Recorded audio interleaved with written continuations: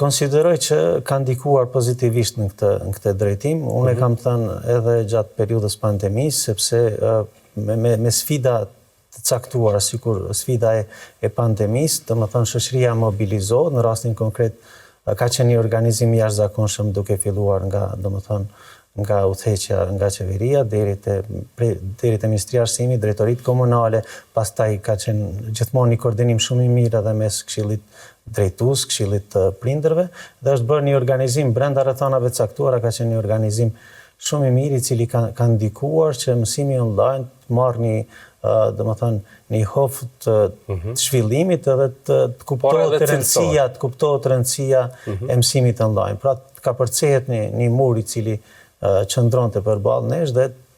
në një farë forme të kuptohej që ishte domosdoshmëri edhe mësimi online. Pra mund të përfitonim edhe nga kjo mënyrë e mësimit.